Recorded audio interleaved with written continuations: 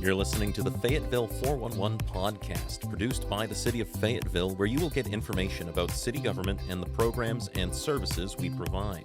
You'll get topics of interest and an inside look into the various departments that help keep our city moving. I'm John Salling. And I'm Sherry Kropp. Thanks for joining us for the Fayetteville 411. Well, hurricane season begins on June 1st, and we hope we don't have to encounter any hurricanes this season. We do want to ensure that we're prepared. So we invited Laura Smith, Emergency Management Coordinator with the City of Fayetteville, and Gary Crumpler, Emergency Management Coordinator for Cumberland County. They're going to share some information on not only how to be prepared, but how they work together in response in emergency situations. So welcome to both of you. Thank you for coming on. Thank you. Thank you so much for having us. So we've had a few hurricanes here, not lately, thank goodness. But I think anybody that has lived here for a while can reflect back on Matthew, which was in 2016, and then we had another pretty good size one in 2018. But since then, it's been kind of quiet. Yeah, thank knock goodness. on wood for that one. Yeah. But we never know when a hurricane is going to strike. So we want to make sure that everybody is prepared. So before we go into the hurricane or disaster emergency situation, first of all, explain what is emergency management. Both the county has, emergency management, and the city does as well. So tell us what that is. So emergency management for us is the best way or easiest way to describe it is local FEMA. What we do is ensure that our citizens and, our city departments, county departments stay in a constant state of readiness. And it's a giant circle. So we're looking at our historical events, seeing what we could have done differently, what we can improve. We try to mitigate those factors, make sure our streams stay free of debris so we don't get it, flooding in certain areas. And, we just make sure everyone stays ready, for sure. Yeah, and certainly echoes Laura's sentiment about that. The reason why the county and city have different emergency management agencies is just because general statute allows you to do that. The city has a wide range of hazards that not a lot of our other municipalities may have or experience because of the population. And whenever you think about city and county emergency management and how we work together, just think about the county board of commissioners and the city council. So everything has a hierarchy. And we always like to say in emergency management, everything starts local and ends local. So I'm not going to come into the city and tell Laura what to do. I'm here to assist. And that's the same way the state is here to assist the county. Yeah, so basically, if we were to have something to occur within the city of Fayetteville and all of our resources here were expended, I would reach out to Gary and say, hey, can you help me out with XYZ? What can you help me with? Sure. And take it from there. So, we're just supporting each other. And so for someone who's never gone through a hurricane, might be new to the area, how do we start on the individual level getting ready for one of these emergencies? We definitely encourage people to have an emergency kit ready. General rule of thumb is to be ready for the first 3 days or be prepared for 72 hours. First 72 is on you is a good way to remember that. And just keeping important documents, cash on hand, activities for your kids because you don't want them to get bored with no power, food, non-perishable, enough water. A gallon per person per day is a good rule of thumb. Of course, clothing, toiletries, all of those good things. And additionally, don't forget your kids. So board games, just in case the power goes out. And also don't forget those feminine hygiene products that you may need. When you talk about an emergency kit, so what are we putting in that emergency kit? It could be anything from a grocery sack to a book bag where everyone in your family knows where it's located. If it's in the closet, in the hallway, under the stairs. But you're going to want to put a weather radio, maybe some batteries, some tools in case you need to turn off water or gas because you don't want those just to come on once the power is restored. Mm-hmm. Maybe a tarp and non-perishables, but make sure that you're going to rotate them out. Check expiration dates and all those good things on those things. Mm-hmm. And like Laura said, you don't want that kit so bulky to where you can't carry it. Yep, It needs right. to be a go kit that you can just grab, get out the house fast. Yeah. Because rescuers, they're going to be adamant about wanting to get out of whatever situation you're in. And I know one thing that a lot of people don't think about too is, like you said, make sure you have cash because there may not be power at the ATM machines. Make sure that your car is filled up. I mean, you don't want to be in an emergency situation and not have any gas. Exactly. Right? Right. That'll be terrible, even for your generators. And if you do have a generator, please use it outside. Don't use it inside at all, because just the fumes in it can cause an emergency in itself.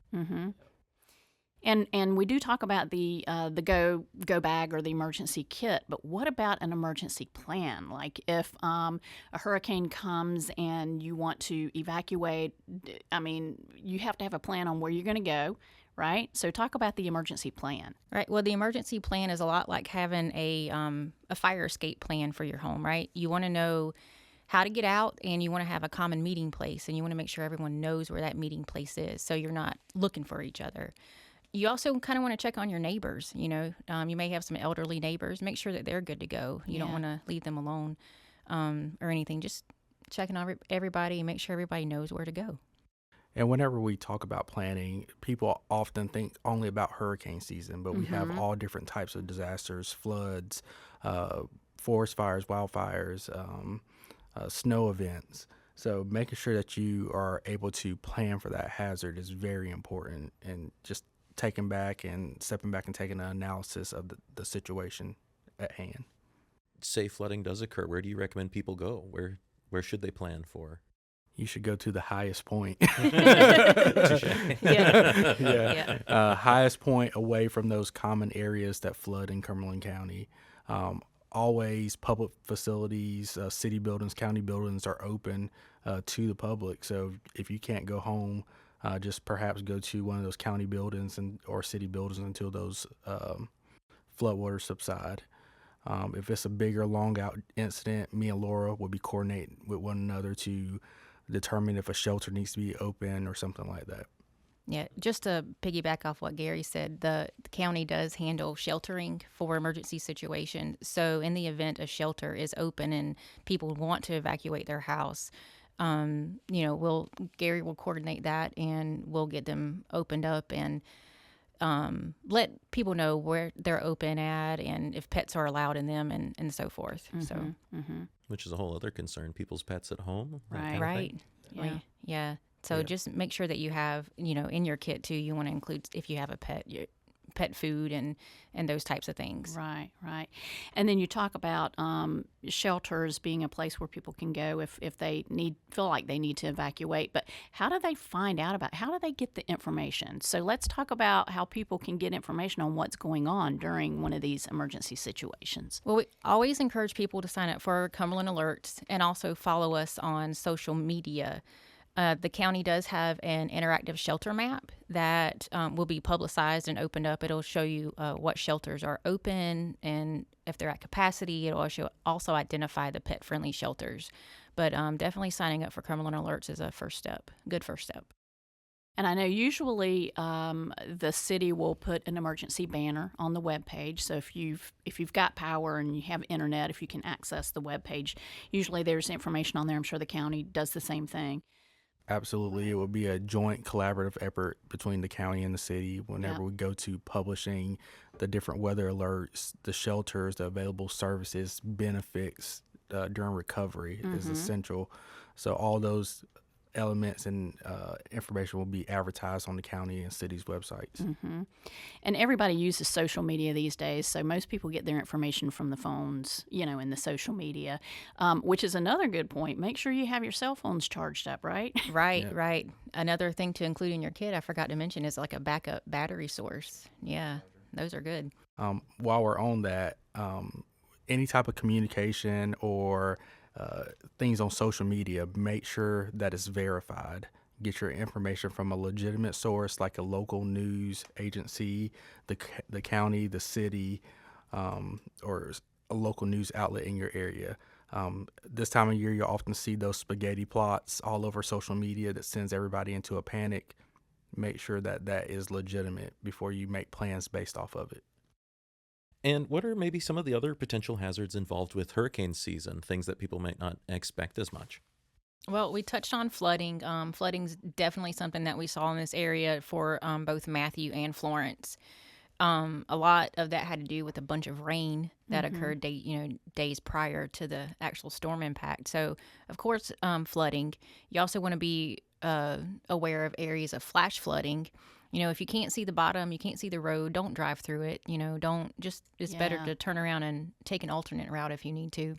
Turn around, don't drown. Yeah, yep. Turn around, don't drown. And, we think about thunder and lightning, but also tornadoes are a good possible hazard. You think about that warm and cold air meeting up together. You never know. It could be possible. And then this area, we have a lot of trees, natural areas. Those trees die from time to time, and any high wind event can easily break those trees and make them come down, take out power lines, hit cars, things like that. So that's an additional hazard.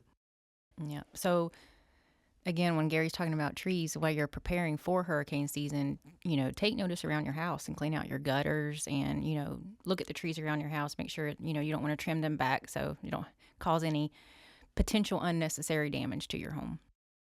And when people are coming home and finding some of that debris in their yard, that kind of thing, how do we handle disposal of that? Well, again, just following us on social media, whether the city and the county, between solid waste, and we'll notify people where they can take certain types of debris, because, we will, you only be able to take, certain things that may be considered hazardous, such as paint or even a refrigerator. If it's been gone out of power for too long, that's going to have to go to a separate location versus like household, garbage. So, but definitely just keep a watch on social media for where you can take those things. Between the city and the county, we do have contractors for debris collection. So again, it's not going to be solely on the shoulders of a homeowner or, anyone to take care of the cleaning up. And just remember, primarily those debris contracts are activated during a state of emergency.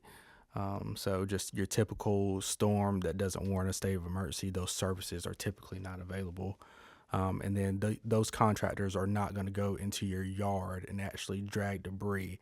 They will only grab things that are in what we consider the right of way by contract. And that's all FEMA will allow them to take.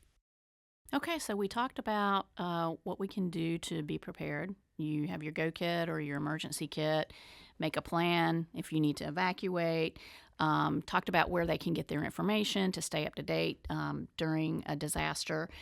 Is there anything else that we missed? So homeowners insurance. Yeah, okay. So whenever you talk about your regular standard homeowners insurance, most of those do not include flood insurance. And flood insurance is the only thing that is going to be able to rebuild your house during a disaster. So just double check we call it an insurance checkup to make sure that your homeowner's insurance has a flood rider on it. About 40% of all the cases that are claimed are outside the natural or outside of the special flood hazard, meaning that whenever a disaster comes, if your house is not inside that flood hazard, the 100 or 500 year floodplain, that means you don't qualify for those initial benefits. You'll have to wait for a longer application process to be able to get those benefits. The best thing is to have your own homeowner's insurance with a flood rider. And you can easily do that by visiting the NFIP website, the National Flood Insurance. Cumberland County is in good standing. We follow all the regulations, so we keep those fees low for our citizens. So that's something you need to take advantage of. Yeah, and another thing you can do, just to make sure you have all your bases covered, is you can visit readync.gov.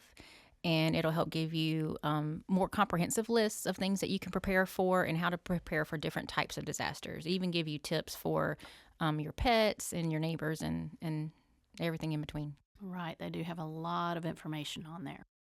Okay. Well, just want to reiterate ready.gov. They can get their information. They can go to, what is the county's web page? CumberlandCountyNC.gov. And FayettevilleNC.gov. Perfect. Okay, thank you so much. That's going to wrap it up for this episode of the Fayetteville 411. The Fayetteville 411 is one of several podcasts that the city produces for our podcast channel, Radio Fayetteville. Be sure to subscribe to Radio Fayetteville, available on your favorite podcast streaming platforms. You can also listen to every podcast that Radio Fayetteville has to offer by downloading the Fay TV streaming app, available now on Roku, Apple TV, Android TV, and Amazon Fire TV. You can view all of our video content by visiting faytv.net. To get information about city services, go to our webpage at fayettevillenc.gov. Thanks for joining us.